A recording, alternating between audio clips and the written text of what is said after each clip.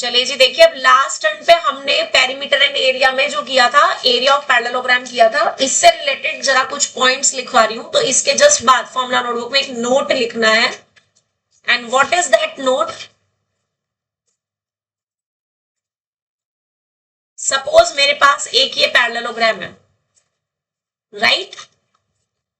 अब अगर मैं इसमें कोई भी एक डायगोनल ड्रॉ करूं, सपोज मैंने ये डायगोनल ड्रॉ कर दी, तो ये मेरे पैरेललोग्राम को दो ट्राइंगल्स में डिवाइड कर देगी। M I right?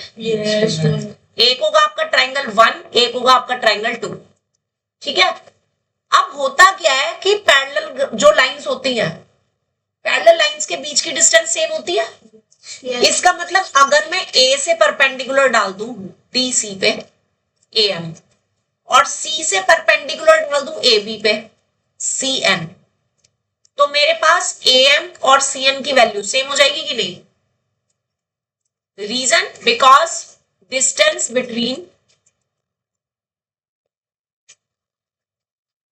Between parallel lines are equal. Parallel lines के बीच की डिस्टेंस सेम होती है। ठीक है। दूसरी बात, जो अपोजिट साइड्स होती हैं ऑफ पैरेललोग्राम वो भी इक्वल होती हैं। इसका मतलब जितना ए बी है उतना ही सी डी भी होगा। दोनों को मैंने एक्स ले लिया, राइट? तो अब मुझे बताओ कि area of triangle A D C कितना बनेगा? Half into base into height से। हाफ बेस हो जाएगा एक्स, हाइट हो जाएगी H.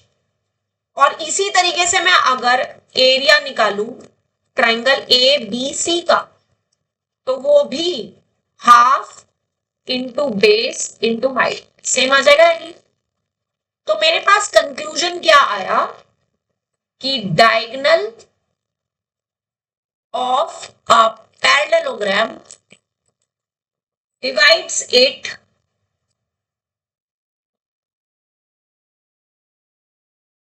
into two triangles of equal area. Got it? और ये आपके पास प्रूफ करने के लिए आ सकता है, तो आपने इसका प्रूफ भी करना है। ठीक है। तो दिस इज द थ्योरम कि diagonal of a parallelogram always divides it into two triangles of equal area. Got it और नॉट? अच्छे से समझ आ गई ये बात? थर्ड लाइन का करेंगे। थर्ड लाइन का ये एरिया,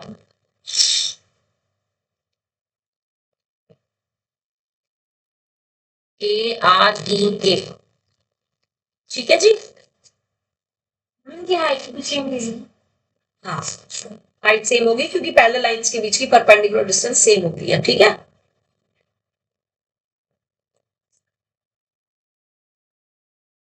अच्छा, अब मैं तुम्हें वो सारे फॉर्मुलाज तो लिखवाई चुकी हूँ, पेरेंट्स फॉर्मूला वगैरह सब हो चुके हैं हमारे, है ना? तो आज हम क्वेश्चंस करेंगे और आपको इन सर्कल और जो सर्कम सर्कल है उसका एरिया और उसकी रेडियस में भी मैंने आपको फॉर्मुलाज बता रखे हैं, उनको पढ़ लो जरा फटाफट से। जो इन सर्कल का है और जो सर्कम सर्कल का है दोनों पढ़ लो। एरिया ऑफ इन सर्कल क्या है और एरिया ऑफ सर्कम सर्कल क्या है, दोनों का फॉर्मुलाज बता दो मुझे जरा जल्दी से। फॉर्मुला नोटबुक पढ़ो और फटाफट से बता दो। एरिया ऑफ इन सर्कल और एरिया ऑफ सर्कम सर्कल।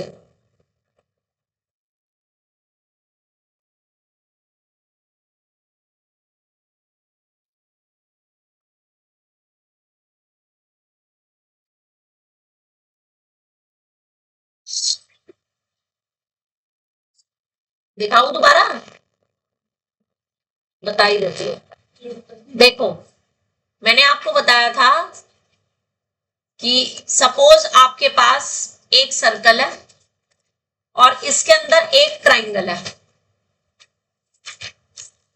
एक ऐसा ट्राइंगल जिसके वर्टिसेस कहां लाई करते हैं? सर्कल, सर्कल की सरकमफ्रेंस पर। नहीं, रुक जाओ। ये देखो, ये ले लिया मैंने ट्राइंगल। ठीक है।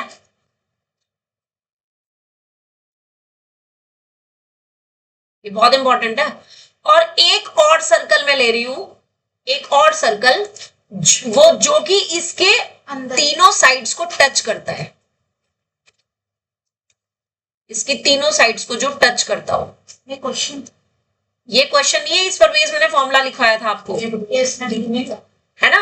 तो जो इन सर्कल है जो कि साइड्स को टच कर रहा है, वो सर्कल छोटा है, तो उसकी रेडियस को हम क्या लिखेंगे, स्मॉल आर।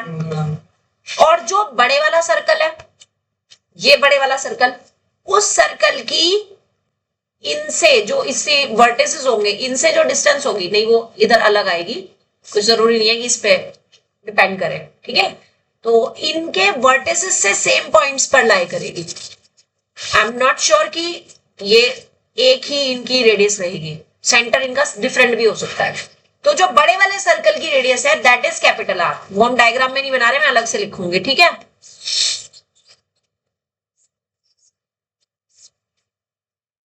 जो बड़े वाले सर्कल की रेडियस है दैट इज कैपिटल आर। तो बड़े वाले सर्कल को क्या बोलते हैं, सर्कम सर्कल। इसकी रेडियस क्या होती है, कैपिटल आर। जो अंदर वाला सर्कल है छोटे वाला, उसको क्या बोलते हैं, इन सर्कल। इसकी जो रेडियस होती है उसको क्या बोलते हैं, स्मॉल आर। छोटे वाला सर्कल है तो छोटा वाला लेटर लेना है, बड़ा वाला सर्कल है बड़ा लेना, ठीक है। और ट्राइंगल की जो साइड्स हैं उसको हमने नाम दे दिया ए, बी और सी। ये आपका ट्राइंगल ए बी सी है, इसकी साइड्स को हमने क्या नाम दिया, ए बी सी। तो दोनों केस में area of triangle A B C, अगर आपको स्मॉल आर दिया है तो फॉर्मूला होता है R into A plus B plus C by 2। और अगर आपके पास कैपिटल आर दिया है तो एरिया ऑफ ट्राइंगल एबीसी होता है कैपिटल आर, नहीं, ABC upon 4r, A B C upon 4r।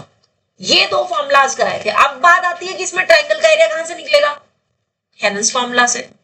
दोनों में ही where area of triangle ABC किससे दिया जाएगा, root S into S minus A, S minus B, S minus C, right. तो आप जो क्वेश्चंस करेंगे उनमें ये सारे फॉर्मूलाज काम आएंगे। तो इस पर बेस्ड देखो जरा,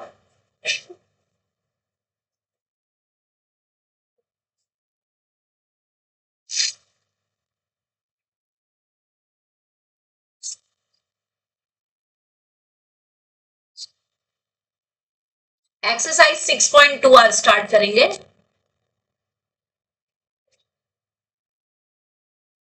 सिक्स पॉइंट टू सी, क्वेश्चन नंबर 1,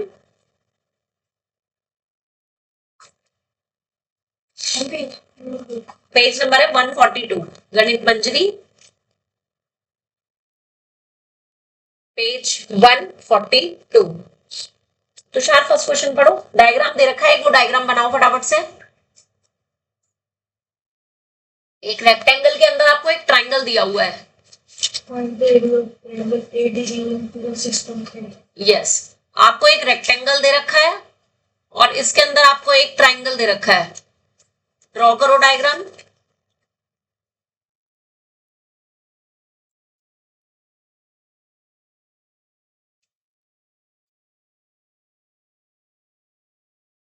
इसका नाम है ए बी सी डी और ये पॉइंट है ई, और आपको इस ट्राइंगल का एरिया निकालना है, ठीक है जी। इसकी जो ये वाली साइड है 8 सेंटीमीटर दी हुई है और ये वाली साइड आपको 10 सेंटीमीटर दी हुई है, and you have to find area of triangle A D ई।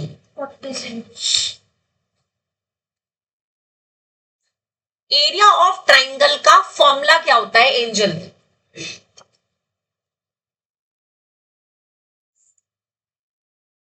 क्या फॉर्मूला होता है एरिया ऑफ ट्राइंगल का, सानवी एरिया ऑफ ट्राइंगल का क्या फॉर्मूला होता है, बेस इनटू हाइट। अब मुझे ये बता सकते हो कि इस ट्रायंगल का बेस कौन सी साइड है? एडी। एडी ऑफ कोर्स, तो बेस की जगह मेरे पास एडी साइड आ जाएगी, ठीक है। और हाइट के लिए मैं क्या करूंगी, मैंने यहां से इस पर ऐसे अगर परपेंडिकुलर डाल दूं, इसको मैं एफ नाम दे दूं, तो what will be the height? Height will be EF. तो क्या ईएफ की वैल्यू उतनी नहीं होगी जितनी ये भी है?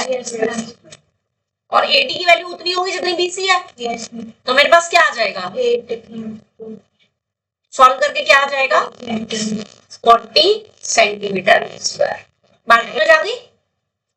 अब बिल्कुल इसी ही तरीके से अब सपोज करो आपको सेम फिगर दी होती, या मैं चेंज कर दूं क्वेश्चन, जिसमें सेम ये 10 सेंटीमीटर ही दे रखा है, ये साइड 8 सेंटीमीटर ही दे रखी है, लेकिन अब मैंने इसमें चेंज कर दिया, मैंने ट्रायंगल ऐसे बना दिया।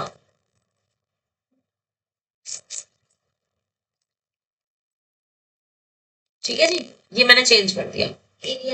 अब मैं आपसे कहूंगी अब आप इस ट्रायंगल का एरिया बताओ, तो आपको खुद से करके मुझे चेक कराना है। नेमिंग अपने आप से नहीं, जो मैंने दिया वही कर दिया। सी डी, ये ई लेना है आप। सेम सब कुछ परपेंडिकुलर डालो, उसको एफ पॉइंट लिखो, एरिया ऑफ ट्रायंगल का फॉर्मूला लिखो, 3 लाइनों में मुझे आंसर चाहिए ऐसे।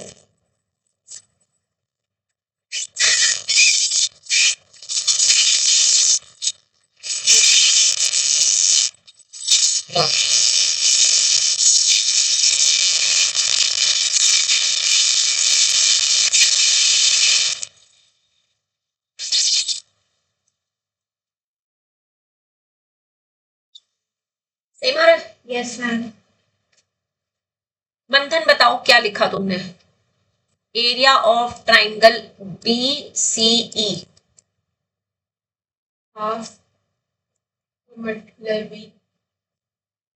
बी मतलब बेस। तो बेस पूरा बोल। हाँ, ए डी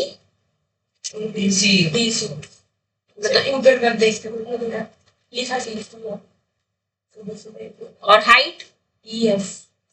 ई एफ, तो डायग्राम में तो एफ है नहीं। यस, तो परपेंडिकुलर ड्रॉ करना है और उसको एफ पॉइंट लिखना भी है। नेक्स्ट स्टेप,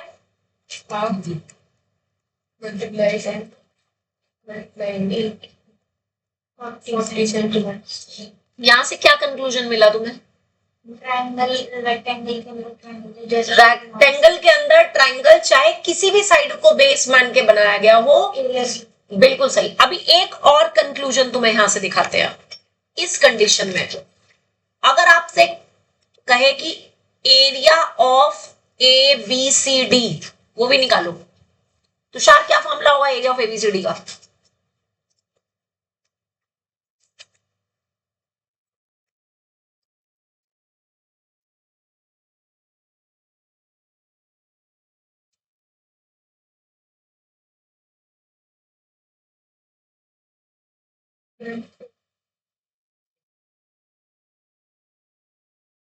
तुषार, रेक्टेंगल का एरिया का फॉर्मूला ना बचपन में भी पढ़ा है।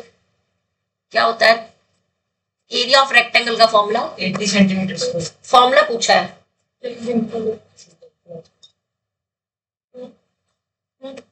एरिया ऑफ रेक्टेंगल का क्या फॉर्मूला होता है बेटे? लेंथ मल्टीप्लाई ब्रेड्थ, यही होता है। बता सकते हो लेंथ कितनी है?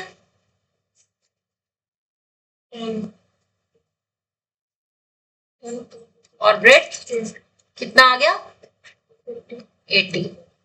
अब तुम एक चीज ऑब्जर्व कर रहे हो कि मैं रेक्टेंगल की किसी भी साइड को बेस लेकर के ट्राइंगल बना दूं, तो जो ट्राइंगल का एरिया आता है वो रेक्टेंगल के एरिया का हाफ होता है।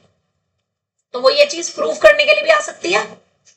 तो यहां से क्या कंक्लूजन निकला कि area of rectangle is equals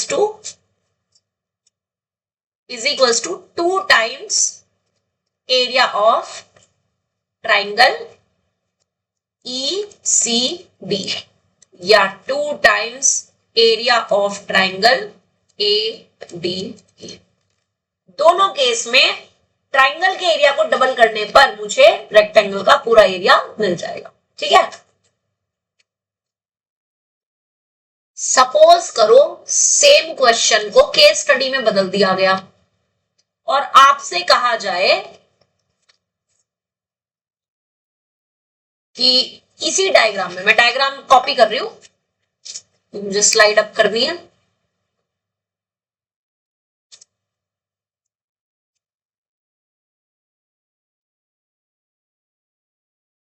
चलिए ध्यान दीजिए, अगर आपसे कहा जाए कि if E is midpoint of BC, find area of triangle ABE।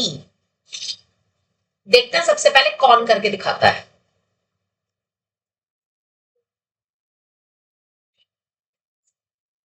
Triangle ABE का एरिया निकालो।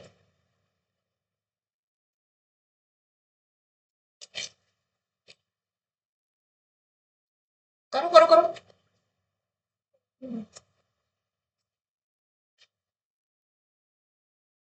राइट एंगल ट्राइंगल का एरिया का फॉर्मूला लिखवाया हुआ है। राइट एंगल ट्राइंगल क्यों बोल रही हूं? क्योंकि रेक्टेंगल का हर एक एंगल कैसा होता है? 90 डिग्री। निकालो फॉर्मूला नोटबुक और देखो area of right angle triangle क्या लिखवाया है। Apply that formula and do it. Right angle triangle के एरिया में √3 इक्विलेटरल ट्राइंगल में आता है।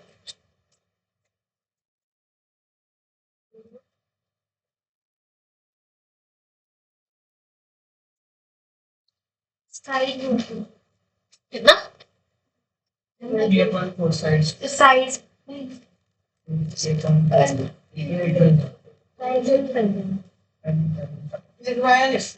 अच्छा राइट एंगल अच्छा बेस इनटू परपेंडिकुलर लिखवाया है।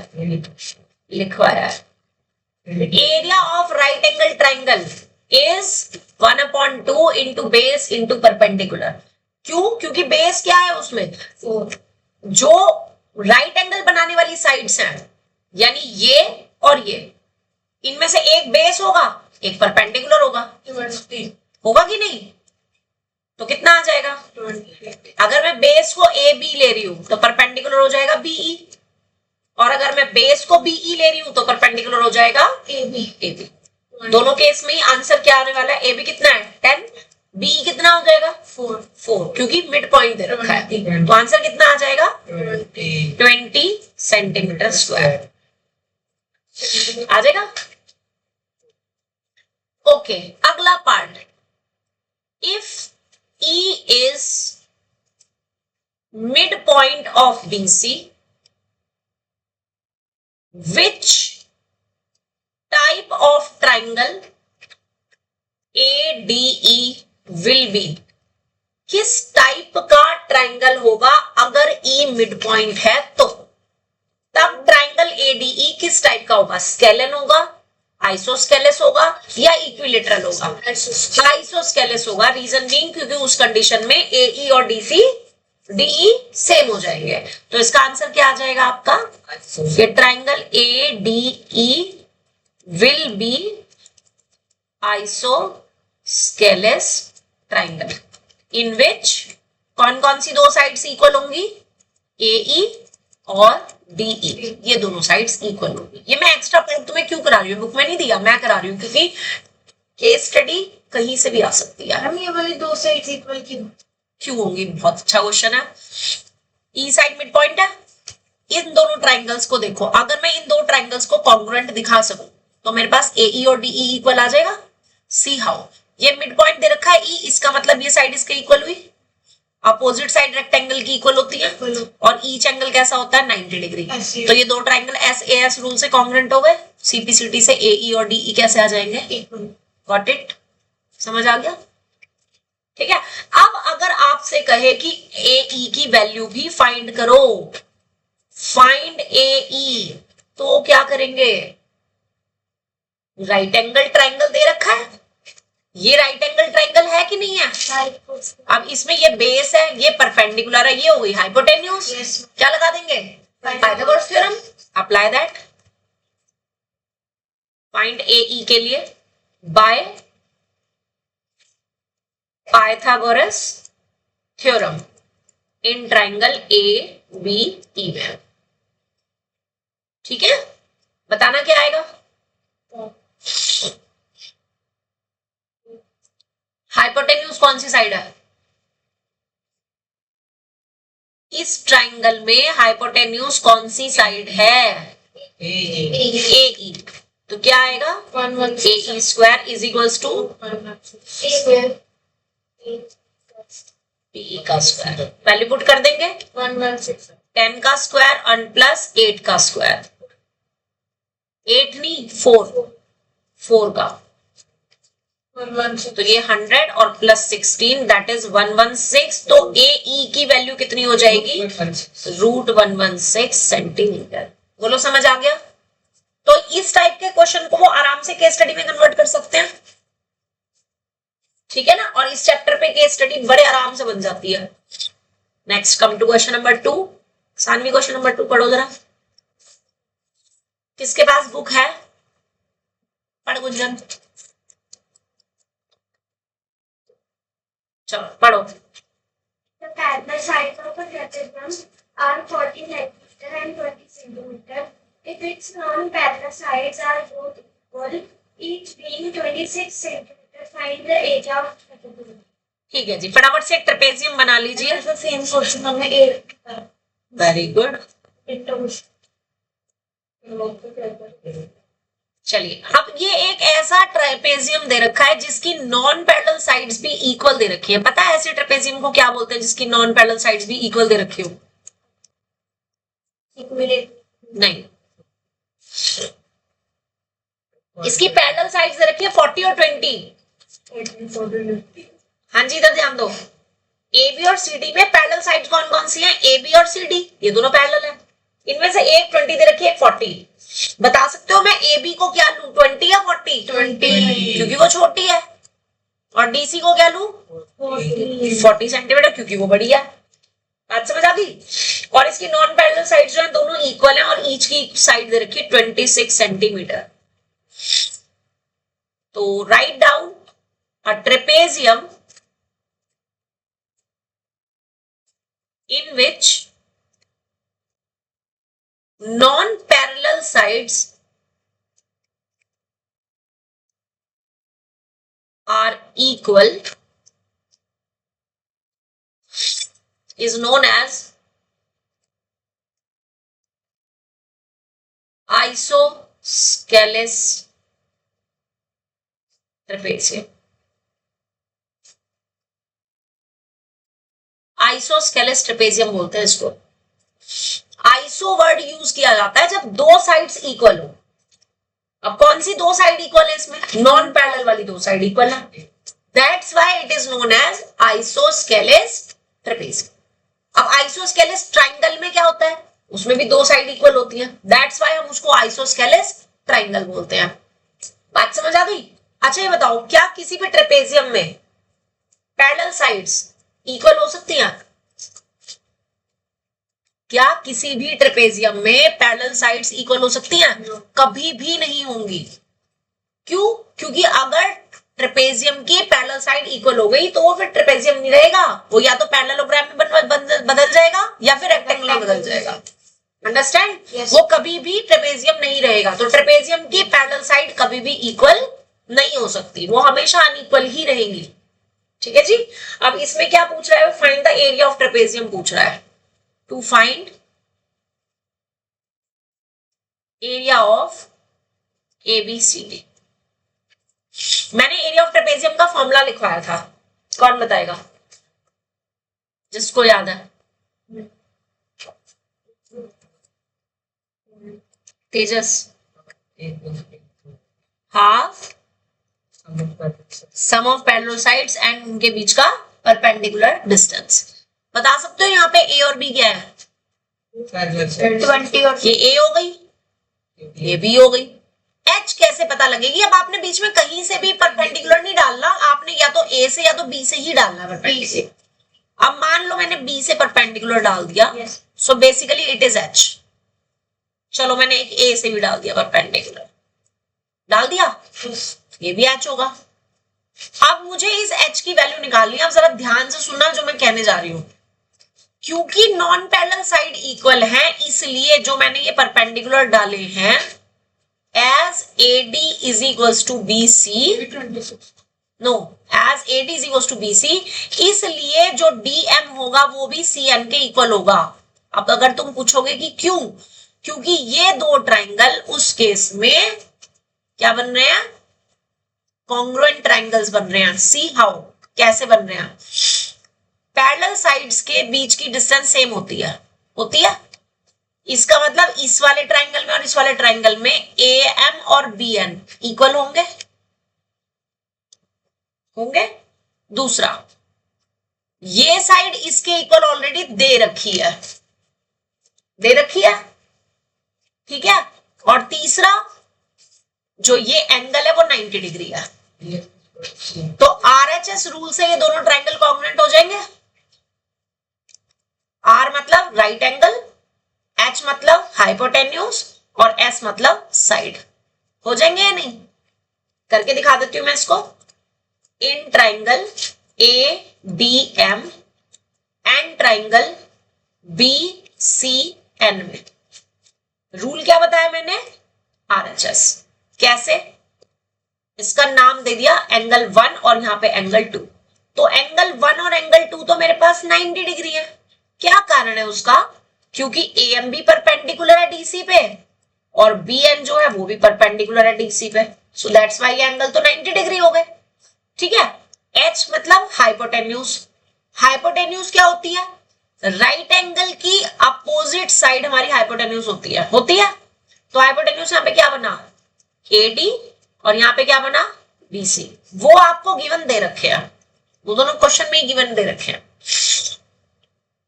क्वेश्चन में इक्वल दे रखे हैं, दैट्स व्हाई गिवन। साइड कौन सी हो गई? AM is equals to BN। क्यों? क्योंकि परपेंडिकुलर डिस्टेंस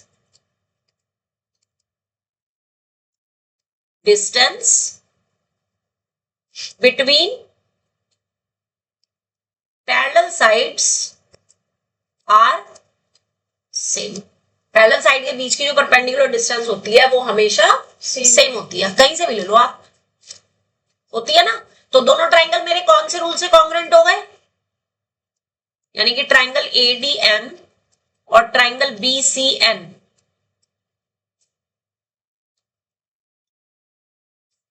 कॉन्ग्रुएंट हो गए बाय RHS। तो यहां से मेरे पास जो DM की वैल्यू आएगी, यहां से जो DM की वैल्यू आएगी वो उतनी ही होगी जितनी CN की वैल्यू होगी, जिसको कि मैंने H लेट किया हुआ है। नहीं, H नहीं, DM और CN जो है दोनों इक्वल होंगे, इसको मैंने X लेट कर लिया। H तो परपेंडिकुलर हाइट थी। इतना बताओ समझ आया कि नहीं? इतना समझ आ गया कि नहीं? Okay, now let me copy the figure.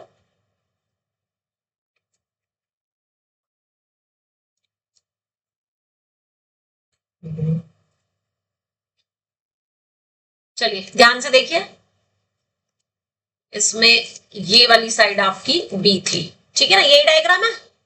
अभी X जो आपके पास आया है उसको मैंने यहाँ पे डायग्राम में ना लिख दिया X, ठीक। अब जरा ध्यान दो, ये आपने परपेंडिकुलर डाले हैं, एम आई राइट? यानी ये एंगल कैसा हो गया? 90। ये एंगल भी कैसा हो गया? 90, ठीक है। और ये भी 90, ये भी 90। क्यों? क्योंकि ये जो है ये परपेंडिकुलर डिस्टेंस है दोनों पैरेलल लाइन के बीच की। तो ये मेरे पास रेक्टेंगल बन जाएगा कि नहीं? बन जाएगा। और रेक्टेंगल की जो अपोजिट साइड्स होती हैं वो इक्वल होती हैं। तो as ABNM is a rectangle, तो जितना AB होगा उतना ही MN होगा, यानी कि 20 सेंटीमीटर होगा, राइट। तो उसको मैं x प्लस 20 प्लस x लिख सकती हूं कि नहीं? यस। ये देखो यहां से यहां तक x है, यहां से यहां तक 20 है, और यहां से यहां तक फिर से x है। आफ्टर 20 दो 20 प्लस x, यहां पे x लिख सकती हूँ। CD बताओगे कितना है? CD कितना है? 40 है, क्वेश्चन में दिया हुआ है ये CD 40 है टोटल। x और x मिलकर के कितने हो गए? 2x। यहां से मैं अगर x की वैल्यू निकालूं तो वो 10 सेंटीमीटर आ जाएगी। यस। आ जाएगी। अब अगर इस वाले ट्राइंगल में मैं पाइथागोरस थ्योरम लगा दूं,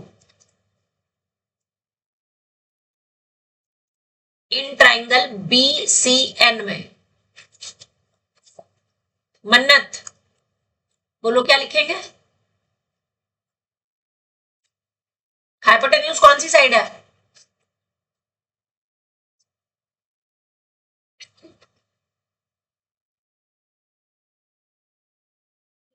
BC। और बाकी की दो साइड प्लस, बिल्कुल सही, वैल्यू रखेंगे। BN H है और CN X है।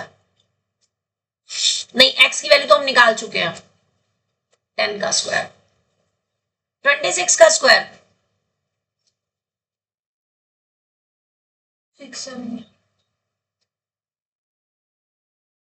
576।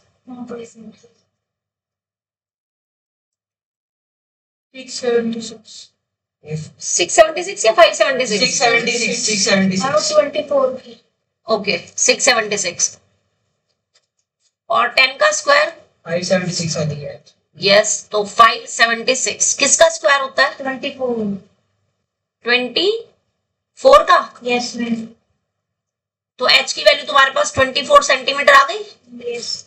और अब एरिया ऑफ ट्रेपेजियम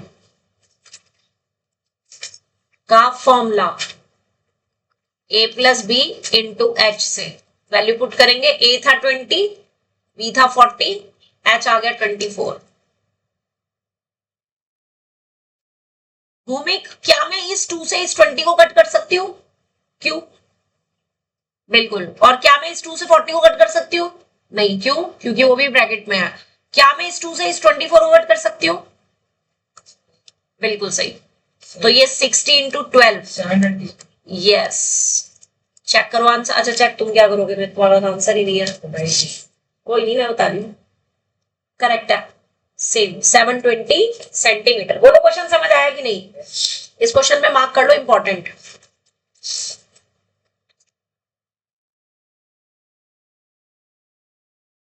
ठीक है जी। नेक्स्ट आ जाइए, क्वेश्चन नंबर 3। कमिंग थर्सडे जो टेस्ट होगा that will be of this 6.1 and 6.2। तो अभी से बता रही हूं, तो घर पे आज से ही प्रैक्टिस में लग जाना। अभी तो पहले कल के टेस्ट की तैयारी करना, क्योंकि आप लोगों को रीटेस्ट देना है। जिसके 15 से कम नंबर है उसका रीटेस्ट है, जिसके 15 या 15 से ज्यादा नंबर है उनका रीटेस्ट नहीं है, उनकी सिर्फ करेक्शन है। ठीक है जी। तो 15 से कम जिनके भी नंबर है उनका सबका रीटेस्ट है, चाहे अगर किसी के 14 भी है तो भी उसे रीटेस्ट देना पड़ेगा। ठीक है। Third question, find the area of a triangle given that its sides are 8 centimeter, 11 centimeter and the perimeter is 32 centimeter। तो ट्राइंगल की 3 साइड्स होती हैं, A, B और C। आपको 2 साइड दे रखी है, A दे रखी है 8 सेंटीमीटर, B दे रखी है 11 सेंटीमीटर और पेरीमीटर दे रखी है।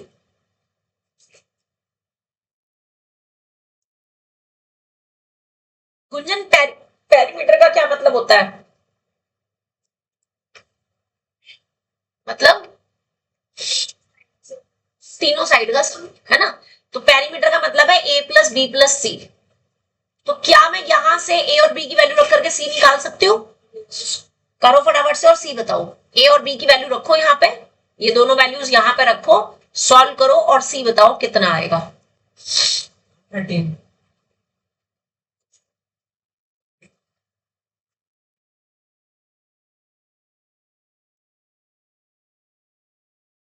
ठीक है।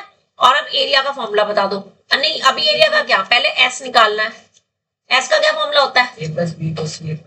Yes, A plus B plus C upon 2। ये करके बताओ कितना आएगा। A plus B plus C आपको 32 दे रखा है, तो मैं डायरेक्ट रखूंगी यहाँ पे 32, 16 आ जाएगा। और अब एरिया का फॉर्मूला,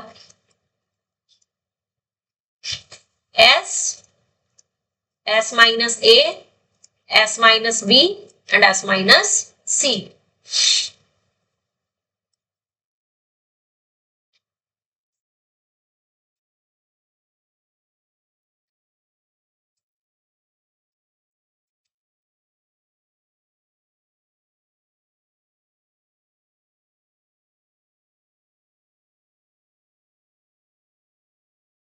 एक बार चलो 50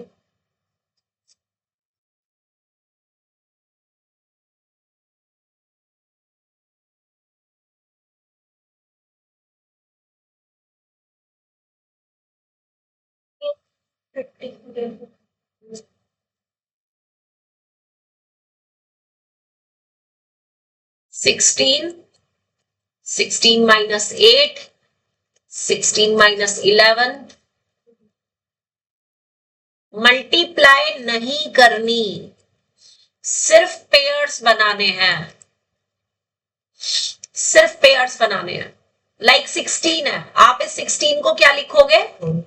4 इंटू 4। 8 को क्या लिखोगे? 2 into 2 into 2। 5 as it is, 3 भी एज इट इज। अब 4 का पेयर बन गया और एक 2 का पेयर बन गया, तो 8 तो बाहर आ गया और अंदर कितना बचेगा? 30 ठीक है। Centimetre square. बोलो क्वेश्चन समझ आ गया अच्छे से?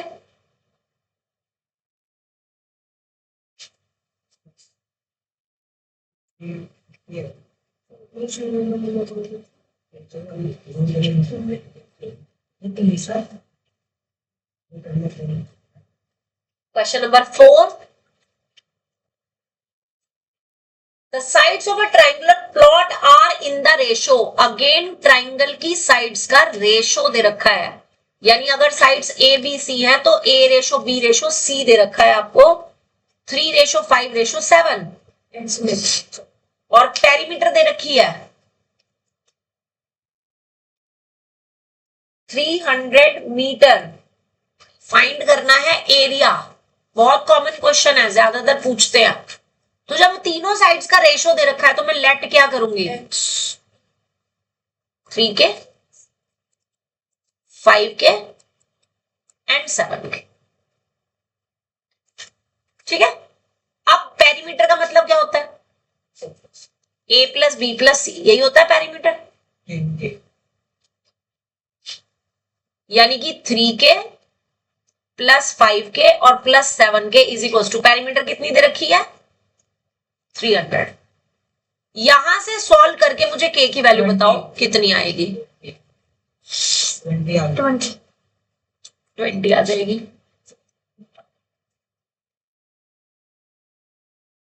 अब ये के की वैल्यू अगर मैं यहां पे रख दूं तो ए बी और सी कितना आ जाएगा?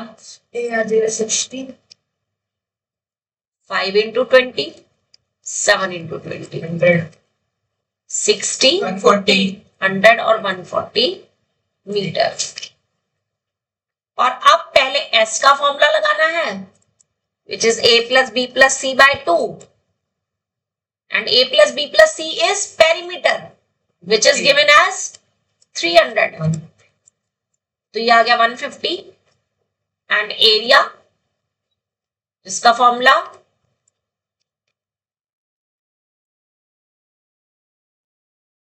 डू योरसेल्फ, वैल्यू पुट करो, खुद से सॉल्व करके बताओ कितना आएगा।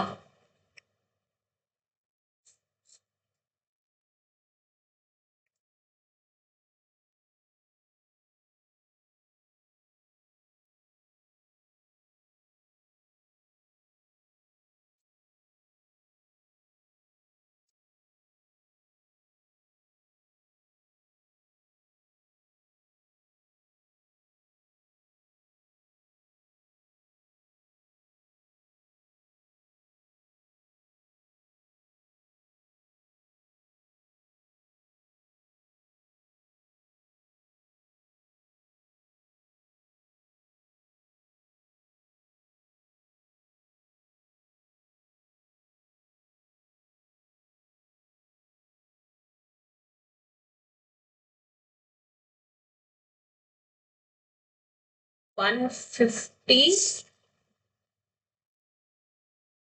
रूट नहीं 150 नहीं 1500√3 आ रहा होगा 1500√3 आ रहा होगा चेक करो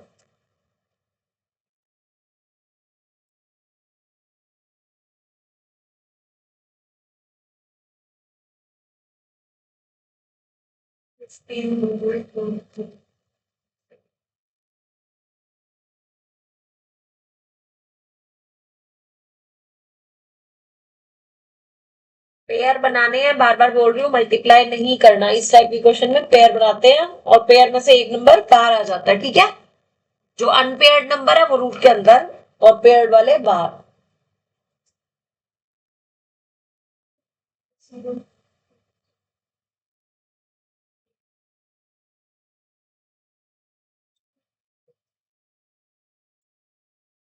right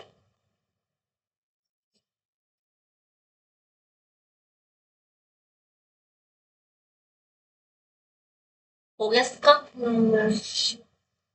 now the last question is question number 5 एक रोम्बस की बात हो रही है रोम्बस किसको बोलते हैं जिसकी चारों साइड्स इक्वल भी होती है अपोजिट साइड पैरेलल भी होती है 1500√3 गुंजन क्वेश्चन पढ़ो जरा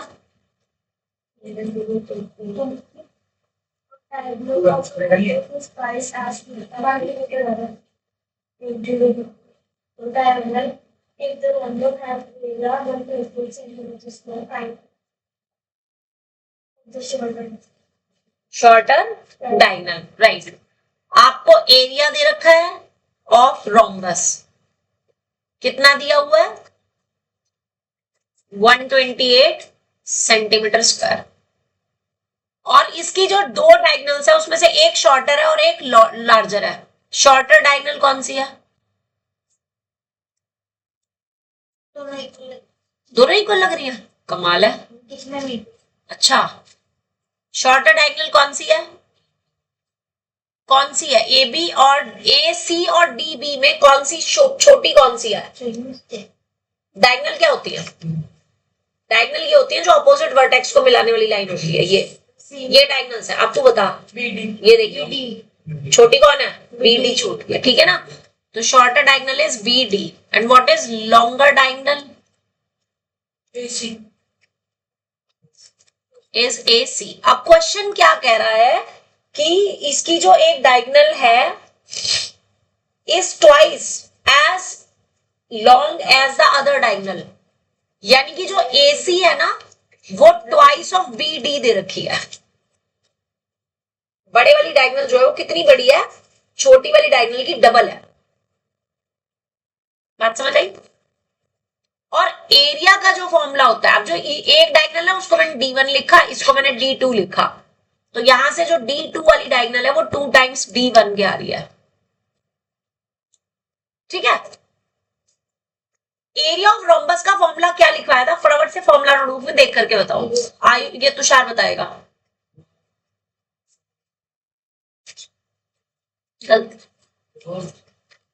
एरिया ऑफ रोम्बस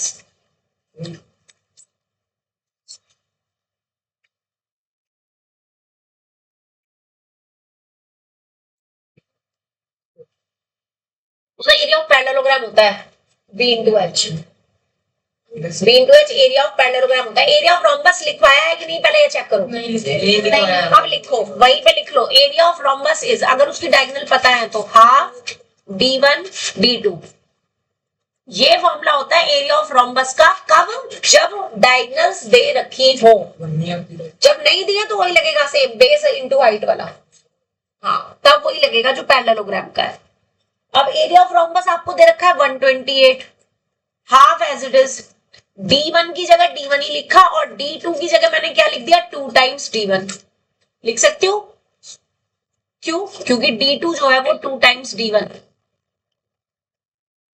फ्रॉम 1 से ठीक है तो ऐसा करने से क्या हुआ, इस 2 से ये 2 कट जाएगा और d1 इंटू d1 यानी कि d1 का स्क्वायर आ जाएगा ये। तो d1 की वैल्यू निकालने के लिए हम क्या करेंगे, 128 का स्क्वायर रूट लेंगे। बताओ जरा 128 का स्क्वायर रूट लेकर के क्या आएगा।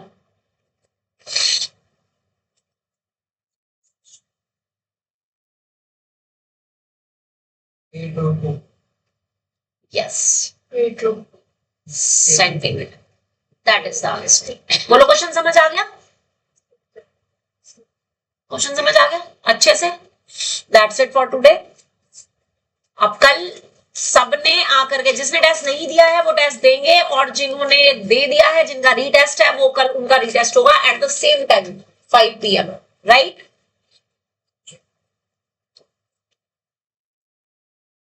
और इसके अलावा अगर किसी को